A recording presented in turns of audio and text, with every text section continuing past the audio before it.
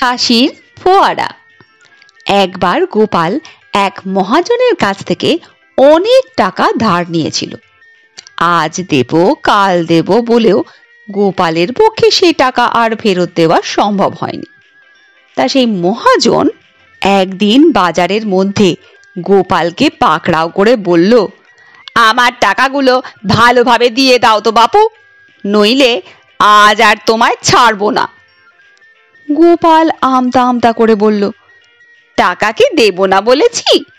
আপনার টাকা কালই পাবেন। দয়া করে কাল সকালে আমার বাড়িতে চলে আসুন।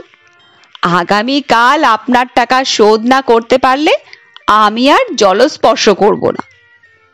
গোপালের কথা শুনে মহাজন রাগত স্বরে বলল, বেশ ভালো কথা, এখন এত লোকের সামনে কথা দিলে কাল সকালে মনে থাকে যেন। গোপাল মাথা নাড়িয়ে জানালো, হ্যাঁ হ্যাঁ, নিশ্চয়ই মনে থাকবে। আপনি অবশ্যই কাল সকালে আমার বাড়ি চলে আসবেন। মহাজন আর কথা না বাড়িয়ে তখনকার মতো বিদায় নেয়। পরের দিন ভোরেই মহাজন গোপালের বাড়িতে গিয়ে হাজির।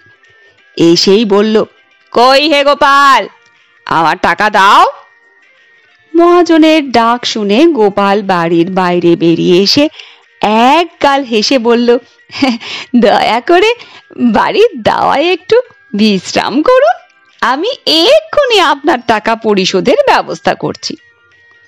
মহাজন নিশ্চিন্ত হয়ে টাকা পাবার আশায় গোপালের বাড়ির দাওয়ায় বসে রইল। খানিক পরে গোপাল আর গোপালের ছেলে নাড়ু গোপাল বাড়ির সামনের ফাঁকা জমিতে 3 হাত অন্তর আমের আঁটি পুঁততে লাগলো। তা দেখে মহাজন একটু অস্থির ভাবে গোপালকে বলল, এ কি করছো গোপাল? আমার যে বেলা হয়ে যাচ্ছে, আমার আরো অনেক কাজকর্ম আছে তো নাকি?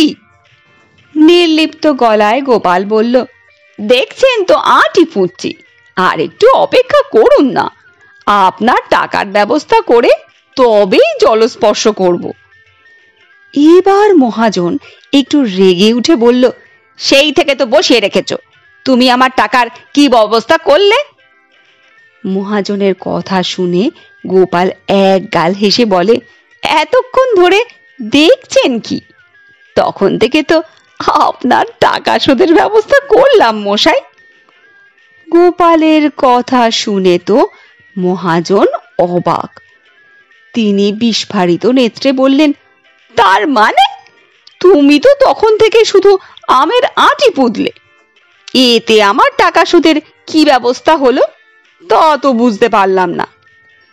গোপাল মুচকি হেসে বলল, এই যে আমের আঁটিগুলো পুঁতলুম, তাতে আম গাছ হবে।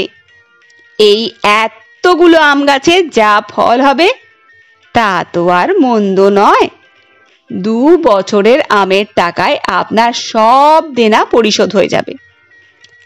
আপনাকে যখন কথা দিয়েছি আজই টাকা শোধের ব্যবস্থা করব, তাই ব্যবস্থা করে দিলাম।